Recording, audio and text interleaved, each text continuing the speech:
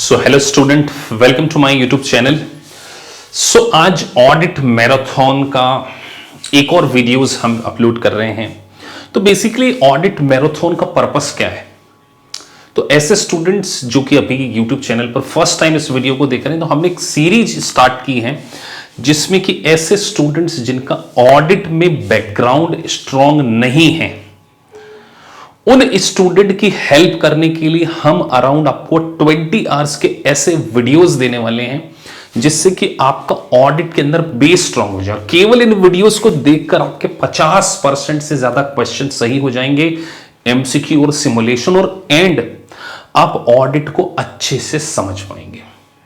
तो आज मैं आपको जो दूसरे वीडियोस में से 20 आवर्स और इवन 20 आवर्स से भी ज्यादा वीडियोस हो सकते हैं ताकि आपको ऑडिट के अंदर मास्टरी हो जाए। ये एक लैंग्वेज का पेपर है, तो लैंग्वेज के पेपर को अंडरस्टैंड करना बहुत जरूरी है।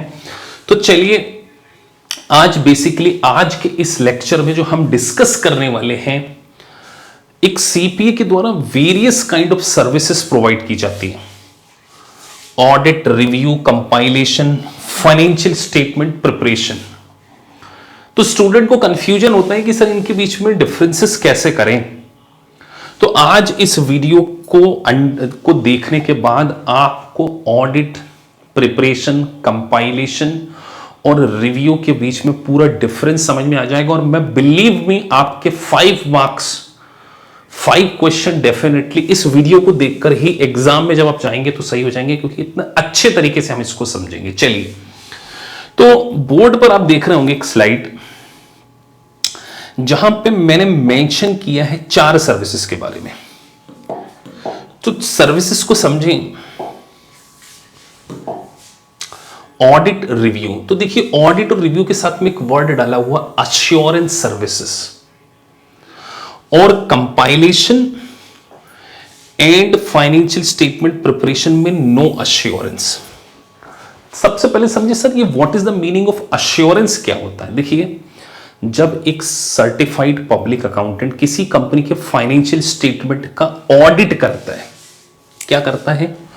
ऑडिट और रिव्यू, तो उसके ऊपर वो ओपिनियन एक्सप्रेस करता है, और ये ओपिनियन में वो क्या देता है? अश्योरेंस देता है थर्ड पार्टीज को।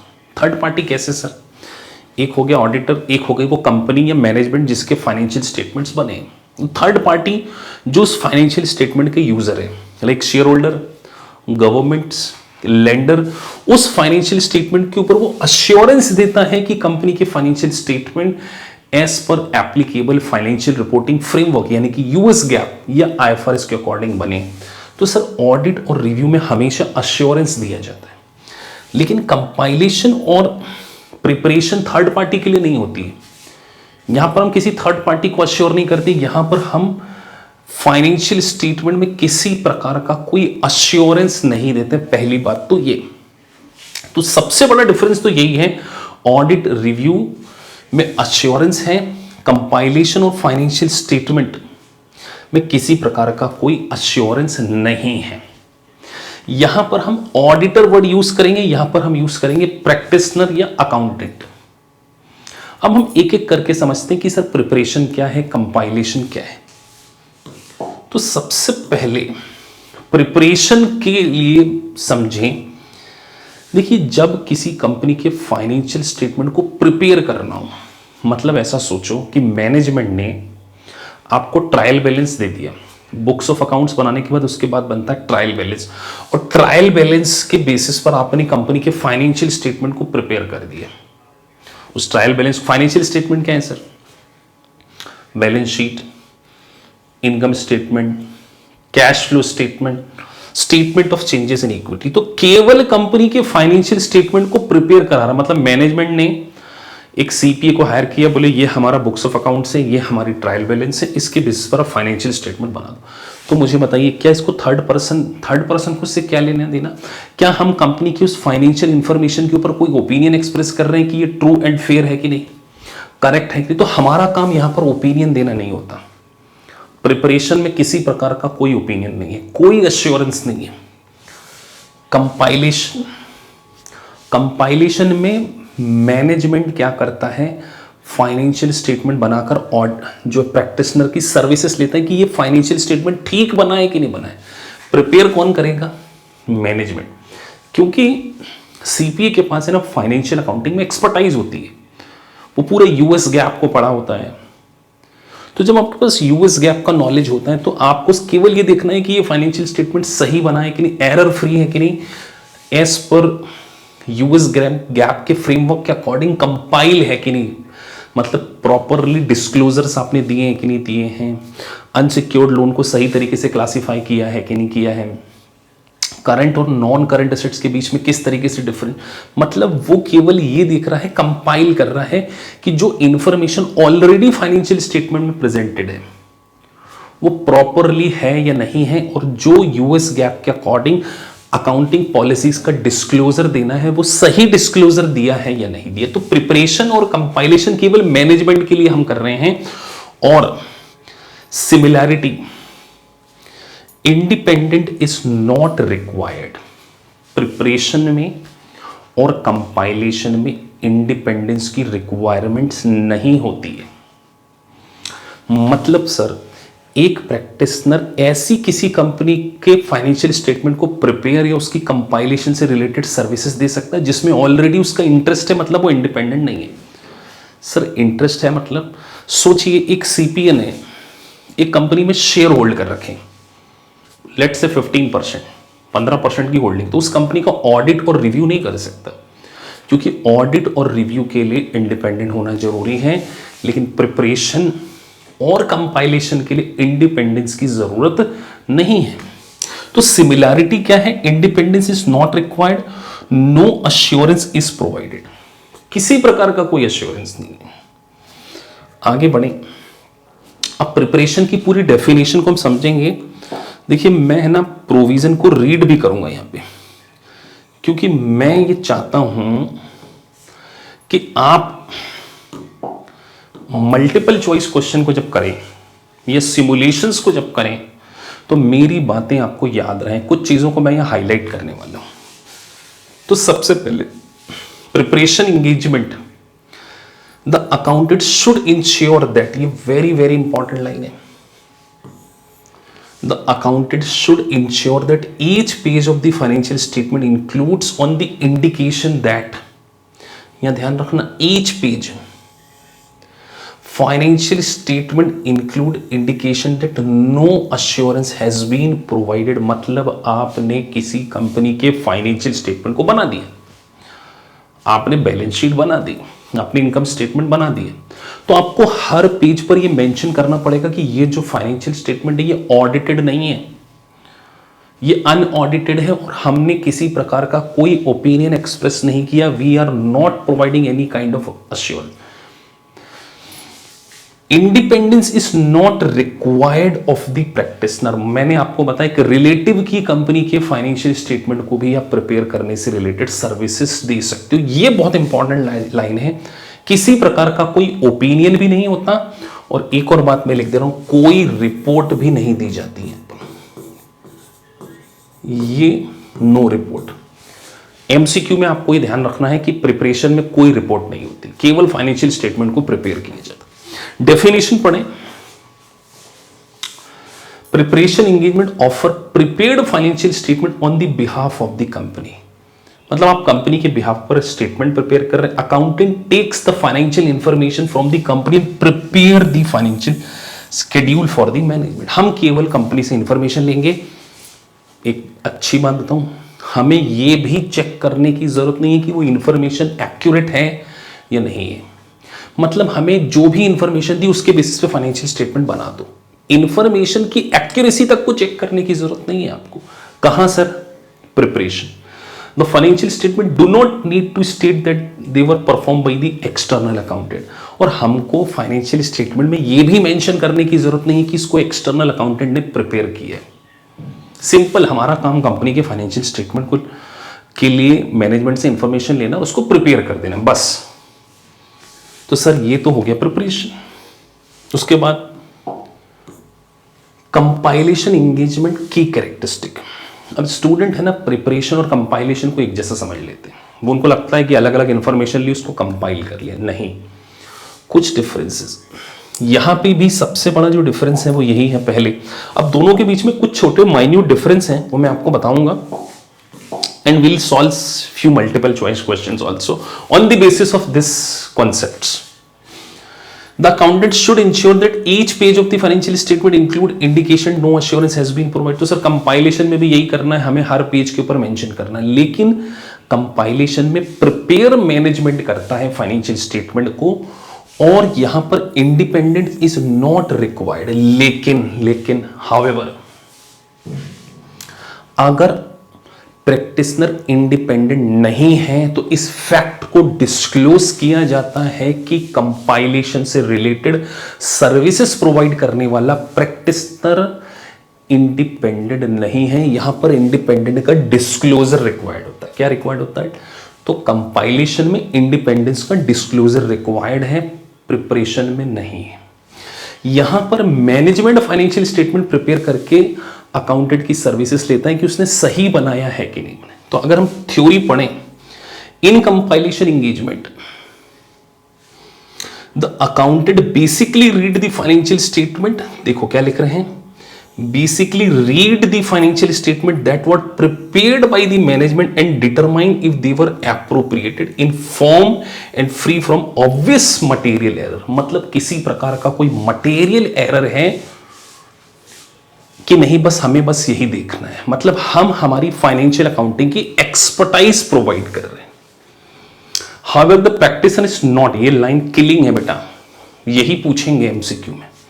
However if the practitioner is not independent they must make disclosure to every page the compilation report. मतलब यहां पर सर रिपोर्ट दी जाती है, यहां पर रिपोर्ट दी जाती है, कंपाइलेशन में, प्रिपरेशन में नहीं दी जाएगी। और कंपाइलेशन की हर पेज पर रिपोर्ट पर क्या लिखना पड़ेगा कि जो प्रैक्टिशनर है वो इंडिपेंडेंट नहीं। मतलब if you are lacking independence you have to disclose the fact. तो disclosure is required, independence is not required. If you are lacking independence then this fact should be disclose in the report. ये इसका एक concept. चलिए sir, compilation हो गया, preparation हो गया, अब आगे बढ़ते हैं रिव्यू, बहुत इंपॉर्टेंट। तो सर रिव्यू में हमने अभी पढ़ा कि ये एक प्रकार की अश्योरेंस सर्विसेज है।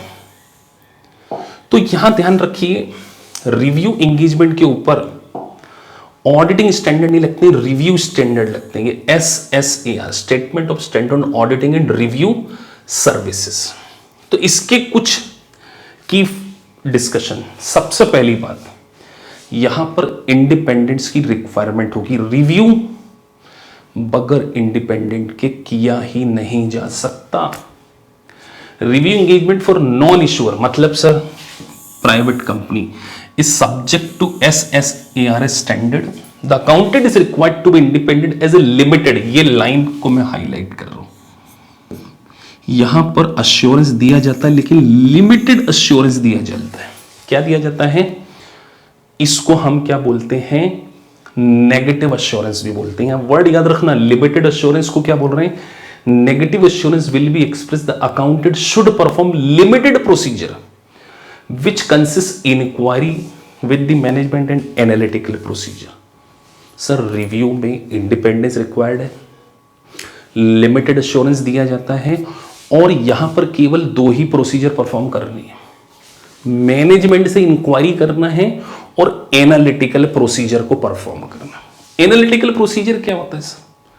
अब बेटा एनालिटिकल प्रोसीजर एक अलग मैटर है, बस इतना समझिए कि यहां पर आप बहुत सारे रेशियो एनालिसिस करते हैं, फाइनेंशियल नॉन फाइनेंशियल डेटा का कंपैरिजन करते हैं। अभी आपको हो सकता है ये समझ में ना आए, एनालिटिकल प्रोसीजर एक अलग से लेक्चर है पूरा होगा जिसमें हम सब्सटेंटिव प्रोसीजर में दो चीजों को डिस्कस करेंगे, टेस्ट ऑफ डिटेल और एनालिटिकल प्रोसीजर। आपको सिर्फ इतना समझना है कि सर रिव्यू में अश्योरेंस होता है, यहां पर लिमिटेड अश्योरेंस दिया जाता है, इंडिपेंडेंट रिक्वायरमेंट है और केवल लिमिटेड प्रोसीजर परफॉर्म की जाती है। तो मैनेजमेंट से इंक्वायरी करो और इंक्वायरी करना है, और एनालिटिकल प्रोसीजर, ये दो चीजें।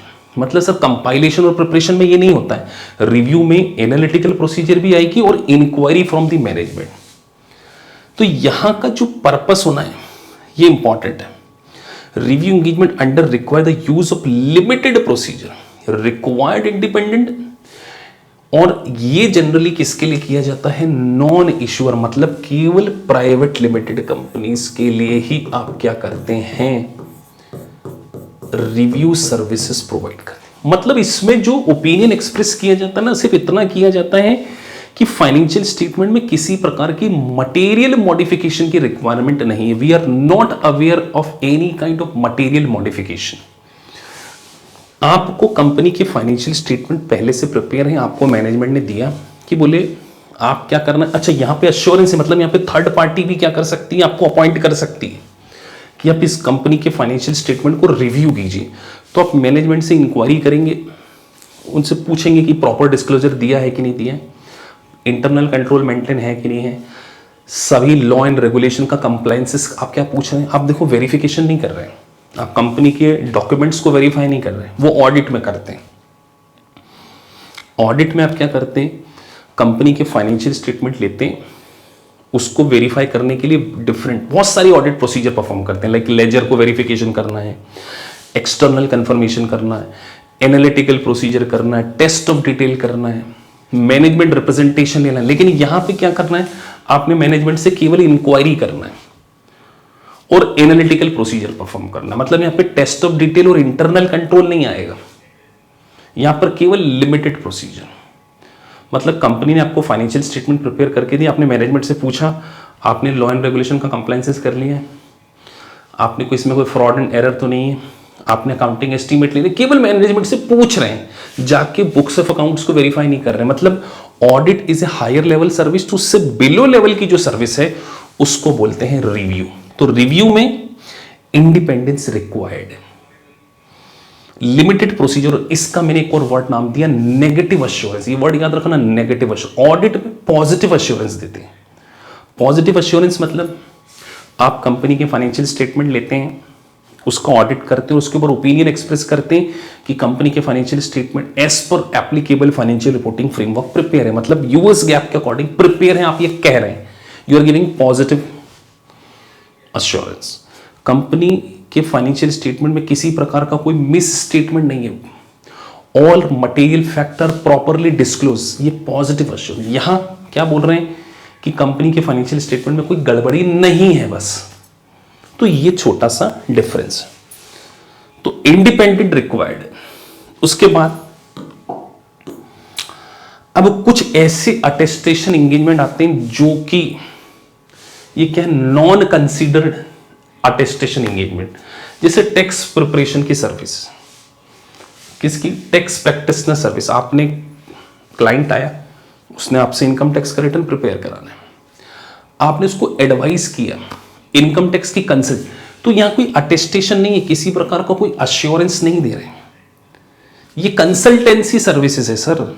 उसने आपसे इनकम टैक्स के प्रोविजन के बारे में पूछा, मेरी स्टैंडर्ड डिडक्शन कितनी होगी, मेरे को जॉइंटली रिटर्न फाइल करना है या सेपरेटली रिटर्न फाइल करना है, ये अब कंसल्टेंसी दे रहे हो। कंसल्टेंसी और advisory service. Internal control, internal देखिए ऑडिट में एक इंडिपेंडेंट ऑडिट होता है और एक होता है इंटरनल कंट्रोल। तो अगर आप इंटरनल कंट्रोल का ऑडिट कर रहे हैं तो ये भी not consider as a attestation, मतलब यहां पर कोई फाइनेंशियल स्टेटमेंट के ऊपर ओपिनियन एक्सप्रेस करके सर्टिफिकेशन नहीं दे रहे, you are not giving any kind of certification. Litigation service, आपको इनकम टैक्स डिपार्टमेंट के सामने क्लाइंट को रिप्रेजेंट करना है, ये सर्विसेज क्या है? It is called as a not consider attestation engagement, मतलब ये ऑडिट की सर्विसेज नहीं है। तो सर ऑडिट की सर्विसेज क्या है? बस प्रिपरेशन में फाइनेंशियल स्टेटमेंट को प्रिपेयर करना, कंपाइलेशन में ऑलरेडी प्रिपेयर के ऊपर अपनी फाइनेंशियल अकाउंटिंग की एक्सपर्टाइज प्रोवाइड करना, मतलब उन इंफॉर्मेशन को रीड करना, प्रॉपरली क्लासीफाई। रिव्यू में कंपनी के फाइनेंशियल स्टेटमेंट में लिमिटेड ऑडिट प्रोसीजर परफॉर्म करना, एनालिटिकल प्रोसीजर और इंक्वायरी फ्रॉम द मैनेजमेंट, और independence is required in the review. लेकिन ऑडिट के ऑब्जेक्ट्स अलग हैं। तो ऑडिट क्या है सर? तो ऑडिट में हम यहां पर रीजनेबल अश्योरेंस देते हैं, हम यहां पर ओपिनियन एक्सप्रेस करते हैं कि कंपनी के फाइनेंशियल स्टेटमेंट एज पर एप्लीकेबल फाइनेंशियल रिपोर्टिंग फ्रेमवर्क, यानी कि यूएस गैप, या अगर कंपनी यूएस कंपनी नहीं है तो आईएफआरएस के अकॉर्डिंग प्रिपेयर है या नहीं है। This is the duty of the auditor. तो पहला काम, whether the financial statement as a whole are free from material misstatement, किसी प्रकार का कोई मटेरियल मिस स्टेटमेंट नहीं है, और financial statement true and fair view देते हैं। तो ऑडिट की सर्विस सबसे high level service sir, independence required है, अश्योरेंस देंगे, रिपोर्ट देंगे। तो आपको ध्यान रखना है कि audit, review, preparation, compilation are the different services. Consultancy अलग है। तो कई बार एक नॉन बैकग्राउंड ऑडिट का जो स्टूडेंट है ना, इसमें स्ट्रगल करता है।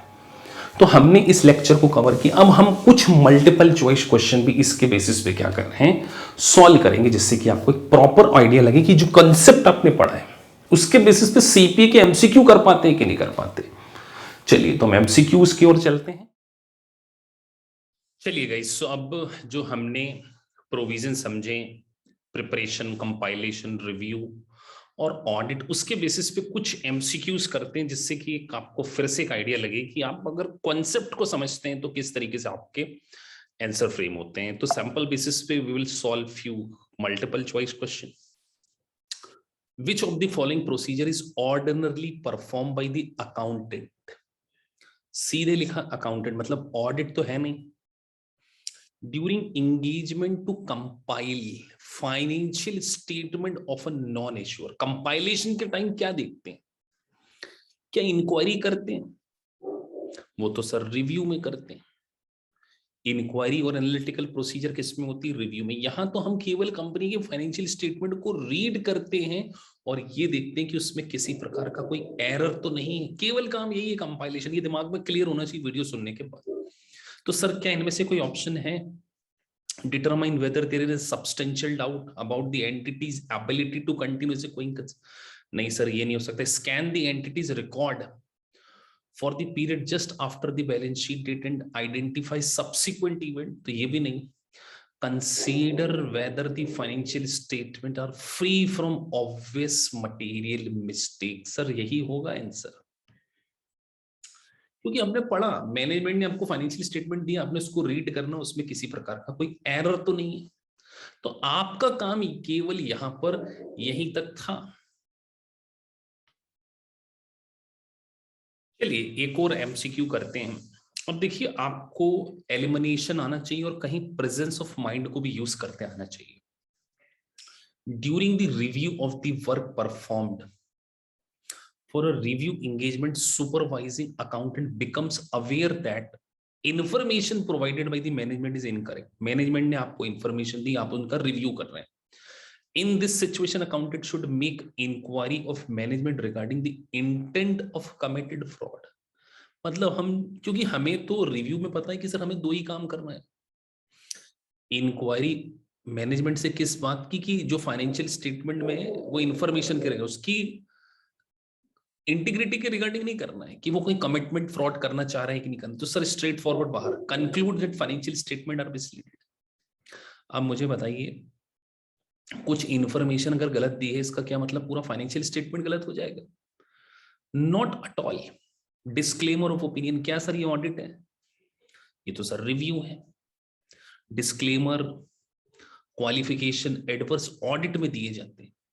Request the management consider the effect of related matter on the financial statement. आपने, मैनेजमेंट ने आपको इंफॉर्मेशन दी, आप मैनेजमेंट से बात करोगे ना, तो कभी भी कंक्लूजन पे जंप नहीं करना है। देखिए सिंपल क्वेश्चन क्या है, इस तरीके से आप क्या कर सकते हैं, सॉल्व कर सकते हैं। अगला एमसीक्यू, लिमिटेड अश्योरेंस। अभी मैंने आपको बताया था वीडियो में कि लिमिटेड अश्योरेंस को सर एक ही बात बोलते हैं, नेगेटिव अश्योरेंस। तो आपको इस छोटे से वीडियो में बस यही मैं समझाने की कोशिश कर रहा हूं कि अगर आप वीडियोस को देखकर अच्छे से समझेंगे तो आपके एमसीक्यू हो जाएंगे। मेरा जो मेंटोरशिप बैच और मैराथन बनाने का जो पर्पस है, ये सारे वीडियो, सारे कॉन्सेप्ट को एक साथ क्लब कर देना। लास्ट मोमेंट में 20 आवर्स के वीडियोस देखिए और आपके 60 से 70%, 50 तो मैं 100% 50 तो आपके हो ही जाएंगे सही। इवन 70% भी हो सकते हैं अगर आप एक सही तरीके से ओवरऑल स्टडी करते हैं। चलिए अगले वीडियो में हम आपसे मिलते हैं और कुछ कॉन्सेप्ट के साथ में, उसको हम क्या करेंगे आपके साथ डिस्कस करेंगे।